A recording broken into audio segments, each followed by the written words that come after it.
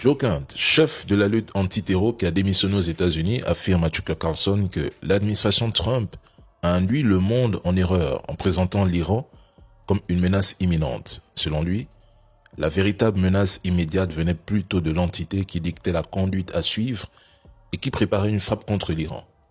Une attaque qui, d'après Kent, aurait mis directement les soldats américains en danger. Il affirme que cette situation a finalement poussé les États-Unis à mener une attaque dite préventive contre l'Iran.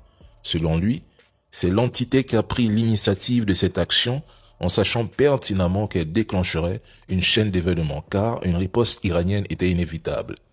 Kent ajoute également qu'il ne pense pas que le guide suprême iranien Ali Khamenei craignait réellement de mourir. À ses yeux, celui-ci savait que, même s'il était éliminé, le régime iranien survivrait.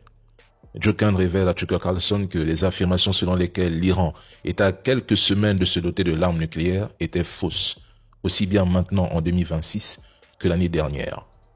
Tout a été orchestré de toutes pièces par l'entité. Beaucoup comme lui, au sein de l'administration Trump, refusent de participer à cette mascarade et même dans l'armée, nombreux sont ceux qui s'opposent à cette guerre qui, selon eux, n'aurait jamais dû avoir lieu. Franchement, je trouve que c'est une honte. L'Iran, ce pays sous sanction depuis des décennies, parvient malgré tout à tenir tête à deux puissances nucléaires et à leurs alliés au point d'infliger des dégâts importants. Ce soir, ils ont balancé des missiles dans la ville industrielle de Ras Laffan, la principale installation gazière du Qatar, le plus grand producteur mondial de GNL. Des dégâts sont tellement importants qu'ils ont déclaré les attachés militaires et sécuritaires de l'ambassade iranienne persona non grata.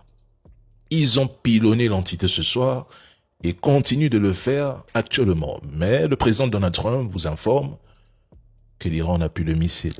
La chef du renseignement américain, Tulsi Gabbard, a conclu ce mercredi 18 mars que l'Iran n'avait pas tenté de relancer ses activités d'enrichissement nucléaire depuis juin 2025. Et ça, c'est une conclusion qui contredit directement les justifications avancées par Donald Trump et Netanyahou pour expliquer la guerre en cours contre l'Iran.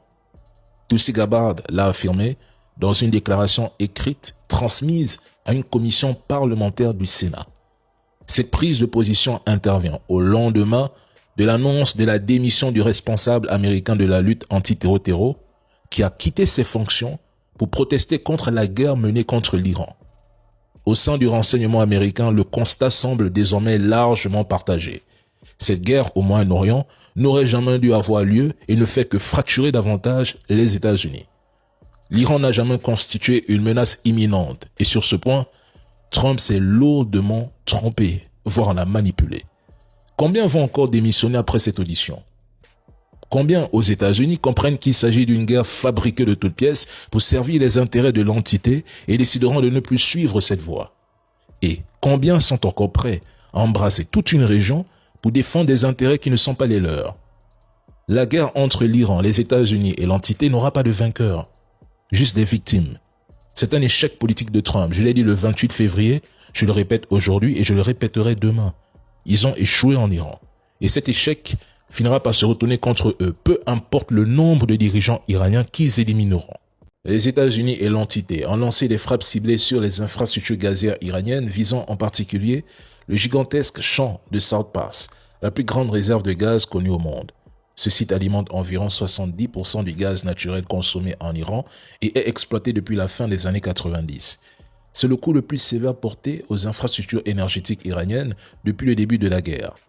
Rappelons que des installations de ce même site avaient été frappées, touchées lors de la guerre des 12 jours. Les conséquences pourraient être massives.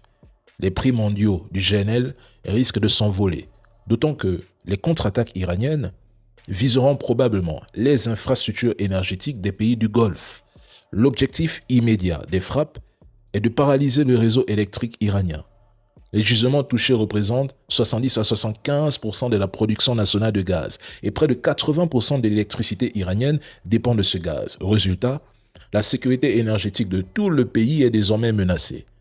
Mais il y a une stratégie plus large derrière ces frappes. Les États-Unis et l'entité savent que l'Iran ripostera. Ils anticipent que ces représailles toucheront avant tout les pays du Golfe. L'objectif est de provoquer une escalade régionale et entraîner ces pays dans le conflit détruisant toute possibilité de neutralité. Malheureusement, chaque frappe est une manœuvre calculée pour envenimer les tensions et fracturer davantage la région.